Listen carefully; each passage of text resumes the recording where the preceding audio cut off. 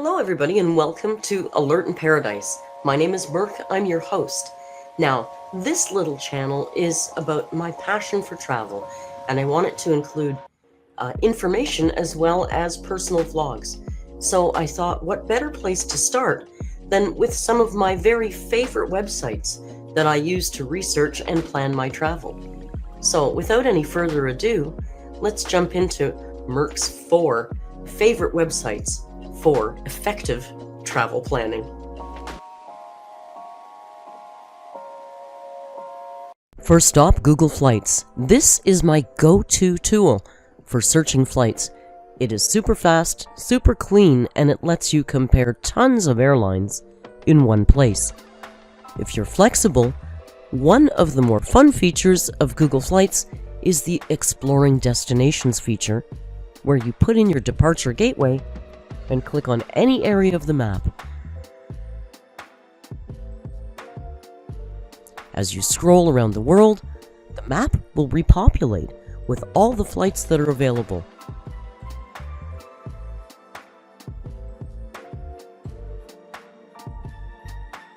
And there's also useful tools to help you find the best deals. You can find the cheapest days to fly. You can see price insights for when is the best time to fly, and you can plot your trip on a graph or a calendar. Now, let's give it a shot. And of course, we're going to check out flights to Costa Rica. When you run your search, it gives you the top departing flights, and this is a combination of stops and time versus price. You can scroll down to see other departing flights. You can also check things out on a graph.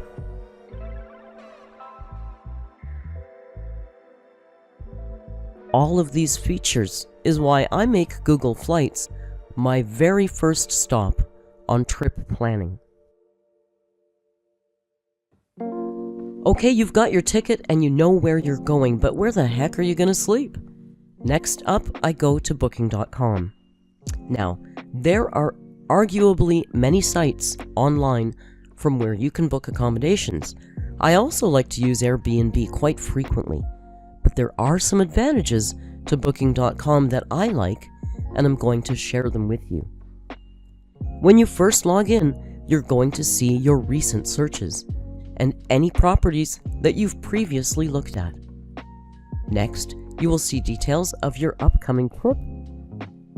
Or, if you're still stuck for ideas, they're going to show you some trending destinations.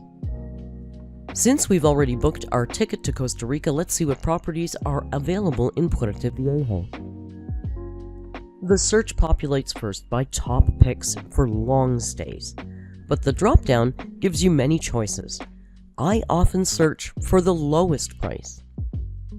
One thing to be aware of, though, when you're searching for lowest price, is that often the site will show you dorm rooms or beds in dorms. If you're looking for a private space, be sure to click up here. You get the rating on the side, you get the price for your total visit in the currency of your choice. But for me, I find the best way to search is for best reviewed and lowest price. Once you dig in deeper on your selection, you're going to see the exact address as well as the location on a map. Of course, there's a description and photos, and if you scroll down to availability, you will see the rooms that are actually available and the price for your total length of stay. As a mostly budget traveler, for me, one of the greatest features on Booking.com is the availability to reserve a room without prepaying.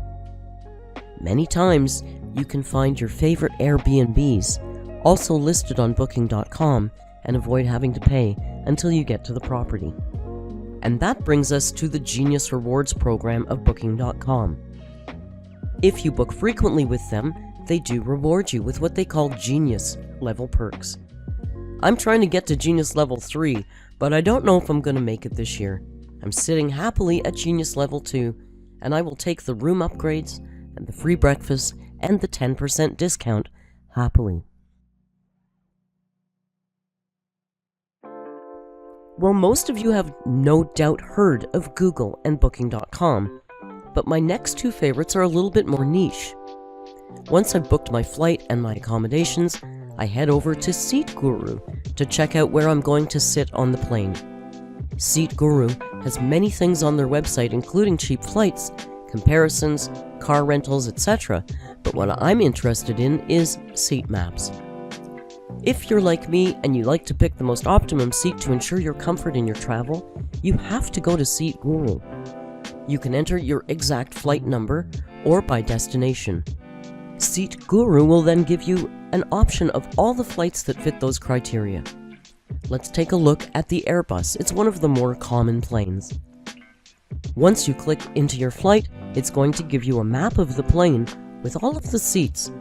It's going to give you all the seating details, including number of seats, the pitch, whether there's USB or outlets or power. If you're lucky, you can get some travelers' photographs. They give you more detail about your airline seat than you ever thought possible. This isn't a need to know, it's just a nice to know. I really like to know where I'm sitting on the plane.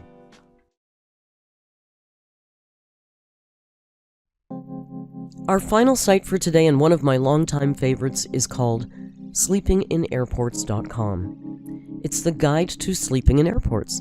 But it's not just for sleeping in airports, it gives you a great deal of detailed information about the airport, whether you have a long layover or you're just curious about the airport. The site has airport guides, best and worst airports, airport reviews, etc. Let's give it a whirl. I'm going to try Bogota. That's my next layover. The first thing that comes up is the Bogota Airport Guide, and this has a table of contents to let you know everything that's available in the Bogota Airport. Now, I won't be sleeping there, but I might like to take a little rest. Let's check out what's available under the rest and relaxation zones. A reader tells us that the International Transfer Zone T1 near Gate 47 has an area with padded seating near the transit counters. There's also a dedicated quiet area within one of the Avianca lounges. This site also includes things to do on a layover at the airport, although, to be quite frank, Bogota looks pretty pedestrian. I enjoy the little tips and personal anecdotes from other travelers, like this one. One of the choicest spots in the airport is the little nook right in front of the Colombian police. From a fellow traveler.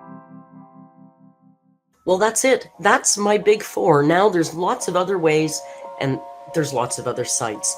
But those are four that I like to use, and I just wanted to share them with you. I hope they can help you out. Listen, you can help me out by clicking like and subscribing to the channel. We're trying to get it off the ground. We're trying to move things over, and we need to see the world. And to do that, I need you to join me. Thank you for watching. I can't wait to see you next time. Hasta luego.